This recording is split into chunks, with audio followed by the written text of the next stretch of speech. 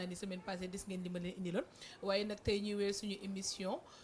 jàkkaarloo ak mu nekk deuxième édition bi nag ñu ciy ànd ak ki nga xam ne nag mooy Talla Diazaka Talla Diazaka nekk doom ci ki nga xam ne nag mooy Mame Gor Diazaka kenn dootu ko présenté ci mim réew qu'au niveau national et international tey nag ñu seetsi ko ci biir diwaanam war a waxtaan ak moom ci wàllu musique bi nga xam ne mi ngi ciy yëngu laaj ko nag nan la ko disee ak lan moo ko ci dugal ak projet mi nga xam ne am na ko ci avenir bi nga xam ne mooy musique sénégalaise ak musique internationale ma lay dalal nag ngeew yaa may dalal parce que man maa équipe sunu People TV tey moo ñëw ànd ak DG bi ñëw seet si la sa biir kër kon Talla di la wax tamit di massawu parce que bi ñuy dugg si rek yaa ngi ñu wax ni da nga am dëcc da nga perte nit koo xam ne dafa sori ci yow mën nga wax mbokku téléspectateur sunu People TV kan moo gaañu ci sa biir kër wala sa mbokk la wala sa lan la. waaw asalaamaaleykum waa sunu People maa ngi nuyu ñëpp di nuyu seen DG DJ Yves mi nga xam ni moom mën naa ni sama papa depuis ma commencé woon musique daf maa jël mu teg ma ci loxo mu nekk sama grand bu nice nekk ku baax koo xam ni war na mën a am sax télé Yves TV loolu laa koy tooñee quoi donc di la nuyu yow di nuyu caméraman bi di nuyu képp koo xam ni sénégalais nga di nuyu waa Tëngéej bi nga xam ne fa laa juddoo fa laa yeroo fa laa màggee di nuyu waa Maris bi may yeewoo donc mën naa ni tey depuis barki dem ba tey mën naa nelaw ma parce que képp ko xam ni Talla Diazaka di nga ko xam ak Talla Fall donc muy sama sëriñ di sëriñu Wally Ballago di sëriñu mën naa ni sénégalais yu bëri mën naa ni bi mu génnee àdduna nii la ñu bëri xam kan mooy Talla Fall donc mu nekkoon sëriñ ci man nekk bàyyi ci man nekk xarit ci man parce que boo xoolee màggal daaw gi passé rek la mujjee seede ci man ay jëf yu yaatu parce que ñun ay murit lañu man tey à part musique man Baye Fall laa et que ma nekk ci musique ak ma ñàkk nekk ci musique yëpp Baye Fall laay mos a doon parce que sama papa mi ma tuddee sëñ Mutulaa bu sëñ Modou Menda sëñ Modou Menda di doomu Mame Cheikh Ibrahima Fall direct Talla Fall nekk sëtu yonent ba pare ci yoonu murit mu ciy sëriñ bay di seex bay seexalaatee donc ki ma ñàkk nag daa cher ci man loolu moo waral bu nga ñëwee ma lay tooñ naa dama am dëj mais daal Yves laay bañal émission bi laa mënul bañal dara rek mais waaw kon nag di la ko jaale di ko jaale tamit képp koo xam ne Baye Fall nga di ko jaale tamit képp koo xam ne nag yaa ngi nekk ci umma islamique gu Sénégal ak li ko wër ak taalibe yooyu di ko jaale de passage tamit Wally Ballago Seck mi nga wax ñëpp xamoon nañ digganteem ak ki nga xam ne nag mooy sëñ Talla Fall yàlla na suuf ayof si kawam bàyyi leen ak njabootam waaye tamit bàyyi leen ak taalibe yi ngeen mën di koy génnal sarax di ko jaale aussi Cheikh Maysa Gueye mi nga xam ni kat man su ma amee accès ci keppaaru Talla Fall moom moo tax parce que Cheikh Maysa Gueye moom ak sama yaay ñoo bokk ndey ak baay waaw Cheikh Maysa Gueye Talla Fall donc maa ngi lay jaale sëñ bi di ko jaale képp koo xam ni daal donc yaa ngi ci jullit nga wala chrétien nga parce que Talla xarit ñëpp la woon voilà yàlla na suuf sedd ci kawam et que dinañu manqué trop quoi voilà waaw Talla Diazaka nag ñu xam ni doom nga ci ki nga xam ne nag mooy Mame Gor Diazaka sa waajur bu góor nag nekk waykat nga bëggoon nga dafa ñu tuuti benn affaire bu ndaw a ndaw rek sa diggante ak ki nga xam ne nag mooy sa papa nga xam ne nekk na waykat ba pare nekk di jàppale ay politiciens yu mag a mag si biir Sénégal ok Talla Diazaka artiste la boo xam ni dafa engagé donc Mame Gor Diazaka c'est mon père donc nit ku nekk moom mën naa ne sa waajur la donc nag Seydina Muhammad moo ko daan wax sallallahu alayhi wa sallam muy sunu yonent moo daan wax ni nit góor bu demee ba liggéey bàyyam wàcc na voilà donc moom il a fait 25 ans de carrière donc man maay soo débuté sama carrière domaine am la quoi man sama domaine la bokkuñu domaine et que alhamdulilah donc bi ma jàppale sama liggéey maam ñu dégg nag ni Talla Diazaka avant ngay dugg ci li nga xam ne mooy way da nga nekkoon ci wàllum mécanique ndax da nga ci am ay diplôme wala da nga ko jàng am ci niveau bu sori lu tax nga bàyyi ko ñëw dugg ci li nga xam ne nag mooy musique mën naa ni musique moom moo tax ma def mécanique parce que sama papa bi ma doon tere musique daf ma doon tere musique après mu yóbbu ma mécanique ma nekkoon atelier Ibulaay waaye café gi na ñëw daa garaaw fii kër Baye Fall la fu ñu dee ba DG di servi café DG am na problème lépp on sert ok donc nag musique moom moo taxoon ñu yóbbu ma mécanique de passage maa ngi nuyu Ibulaay atelier Ibulaay Cosma Cambérène ñu ma doon naxee na man soo mënee rek tuuti ñu produire la donc boobu sama papa daf ma yóbbu woon daara di ma tere musique parce que nit ku nekk moom mën naa ni li nga yëngu def ci plus de 25 ans wala 20 ans de carrière donc day am lu expérience boo xam ne boo ko ci amee doo bëgg sa doom def ko waaw parce que da ngay yaakaar ne maturité bi àggagul foofu quoi et que bu mu demee ba gis ni Talla bëgg na lii te que am na tuuti rek maturité pour gérer yenn affaires yi donc c'est dama commencé bàyyi may gérer et que di génne ay single voilà. mais xanaa am nga ambition def tëji benn kiw mécanique nga xam ne di nga mën a mayaale xale yi ñu am ci tuuti notion am ci tuuti waaye xam-xam man mii xale laa. ba tey màggagoo. màggaguma de xale bu ndaw laa damaa sob rek. waaye tamit nag kon yéen a ko déggandoo papaam bañoon na mu def li nga xam ne nag mooy musique moo taxoon mu ne ko pour def musique da ngay jàll ci li ba tax na tamit remercier ne ki nga xam ne tamit moo def ci moom xam-xamu mécanique moo tax ñu naan nit mais mën nga nekk ci musique mais mën nga war a mën a am benn métier boo xam ne yaa ko moomal sa bopp ndax àdduna dafa gudd tànk waaye tamit ñu dégg sa relation ak ki nga xam ne nag mooy Betty lan nga ñu ci mën a wax. ma ko sama sœur la. dañ bëgg nga xuus ci nga wax ñu ci. non mais xam nga tey. nga wax ñu li nga xam ne sekk ngeen ko parce que on a vu que site yu bëri chaîne yu bëri amoon na fi problème Talla Diazaka Betty fii indi Betty fii Talla Diazaka. non loolu erreur la woon et que sama erreur la woon man maa def erreur ma ñëw ma wax sama vie privée ñu jël sama vie privée yóbbu ko fu mu àggul et que nangu naa ne erreur la woon ci man. et que sama sœur la waaw te jigéen moom mën naa ne tey jii ñuy waxtaan sax tey la 7 mars. donc man su ma amee lu ma koy wax mooy baal ma parce que man maa tooñ nit ki moom boo tooñee da ngay nangu ni tooñ nga voilà donc erreur la woon rek après mu créé coow après c'est fini xëy na man jàppal ma ko dara moom tamit fekkee ma jàppal dara maa ngi koy jégalu voilà. ba tax na nag yéen jigéen ñi suba yéen a aaye suba le 8 mars. xam naa ni képp kuy jigéen nag moom suba nag yaa moom journée bi na xale yu góor yi jóg togg yàq xam nga defar petit déjeuner au lit daal koy indi. donc ñuy màggal demee nag le 8 mars nag jigéen ñi. xam naa ni suba équipe bi sunu people góor ñi ay góor ñi ñooy def émission yi def yëpp jigéen ñi daal di toog.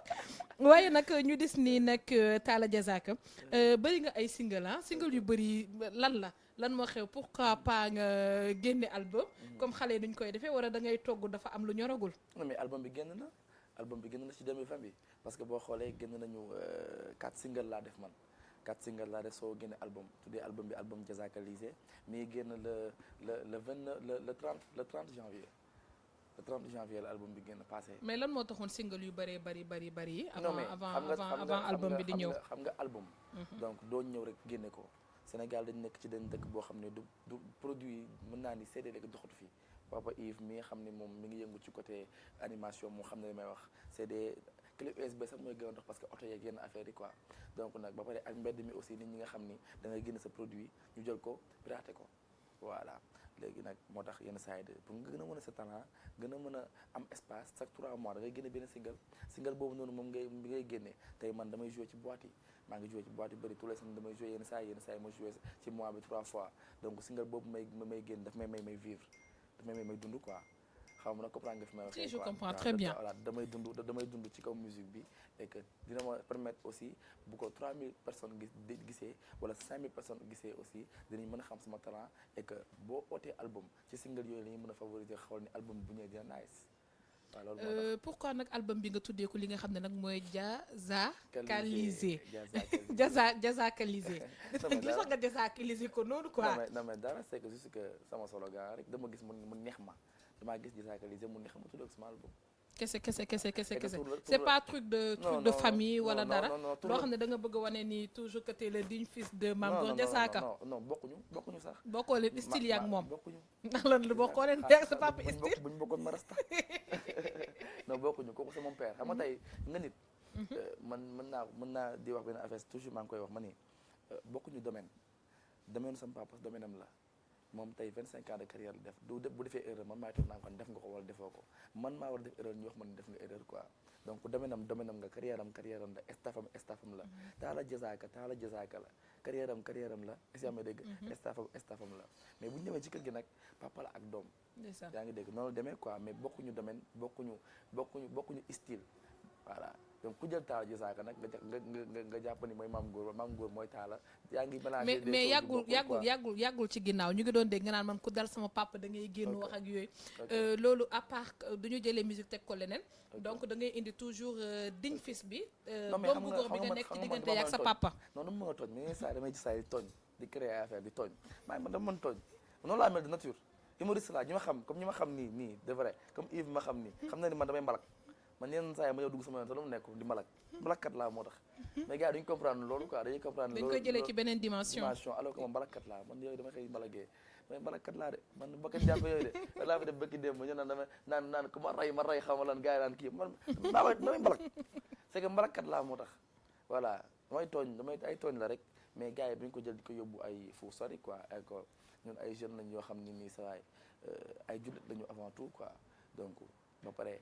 am papa am yaay am ay rakk aussi di dund ci benn musique boo xam ne nii suñu xaax lañ ci def du musique moom moo ñu dundal instant bi ñu ñoo dundal musique instant bi musique dundaluñu quoi voilà te bu ñuy dundal ci at bi benn yoon la war a ñaari yoon la donc du leen loo xam ne dañ ciy sacrifier suñu bopp voilà donc nag yenn saa yi gars yi il faut ñuy dégg ni ay punchline la ñuy def ok ba tax na nag bi ngay démarrer tout de suite sa interview yaa ngi wax ni yow ak ki nga xam ne nag mooy Wally Ballago Seck yéen a bokk sëriñ waaye bëggoon naa xam tuuti nag à part bokk sëriñ bi lan moo nekk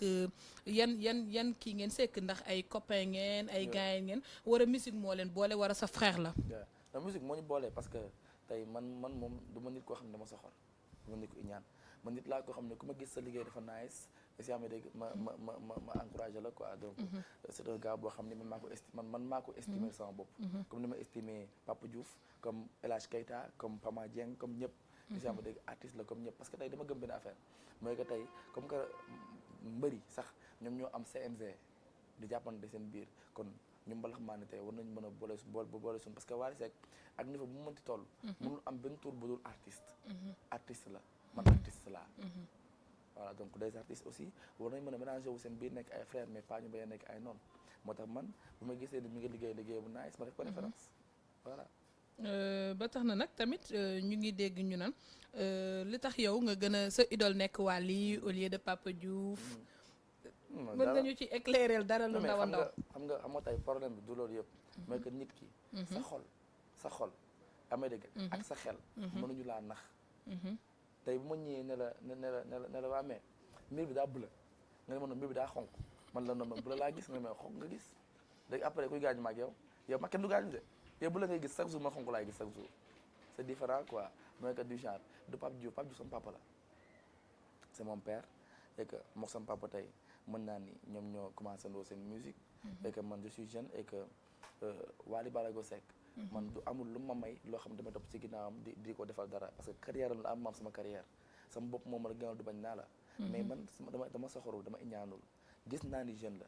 mu ngi liggéey et que man gis naa ni man stratégie bi ma teg adéquat na ak moom façon liggéeyinam yaa may dégg may xool ci moom voilà. kon mën nañ ni ci moom ngay rootee lu ci ndaw a ndaw. non pas root. pas root parce que bu dee root rek tey sa papa am na 25 ans de carrière mën naa ko laaj mu wax ma. mais xam nga sa papa 25 ans de carrière la def bokkul ak ki nga xam ne Wally Ballago mi nga xam ne moom mooy kii wu faramaareen yi moom bokkul xam nga moom papam tamit macha allah mën nañ ko titrer ak sa papa ci wàllum carrière yi nga xam ne ñoom àndalu lañ ko parce que sa papa fekk si ki nga xam ne mooy Papa Thione bu ñu bokkul sax ay génération laalante nañ ci wàllu musique kon tey yow nga war a ñëw lang ak ki nga xam ne nag mooy Wally Ballago Seck est-ce que tamit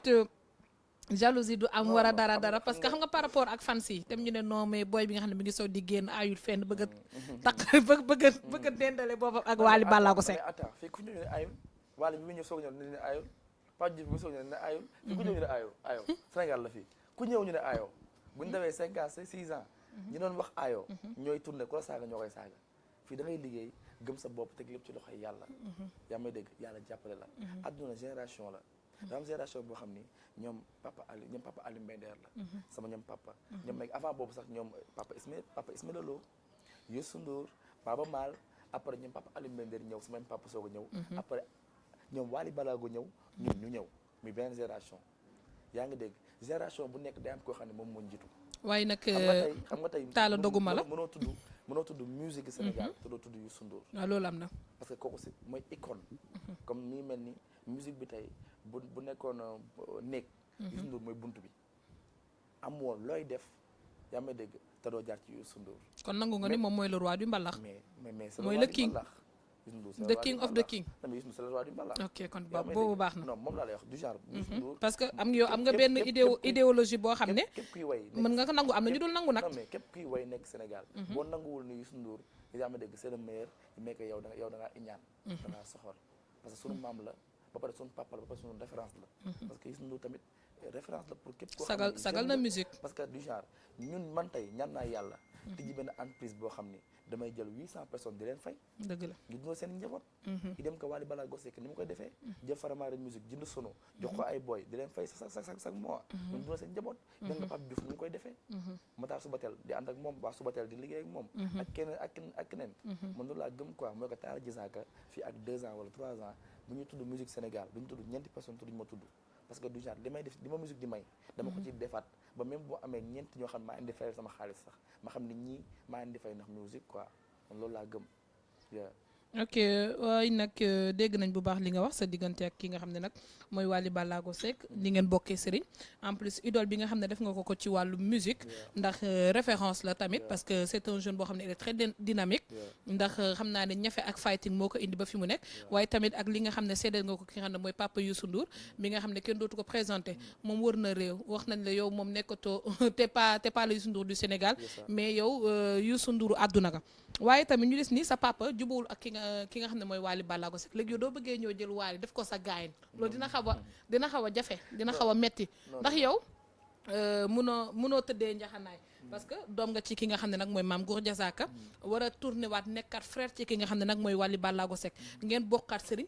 ba pare mu nekkaat sa idole ndax yow tamit du am tuuti des fois loo xam ne da lay freiné ci diggante xam nga waajur bu góor dafa sori ci doom des fois nga nekk bëgg a def lenn li mu bañ war mu mere la nga xaw a boosté daal di dem génn ndax des fois tamit sa xel du lay yeddaat ba nga ne man tey du idole di jot du ñu waree wax idole du ma waree tànn idole di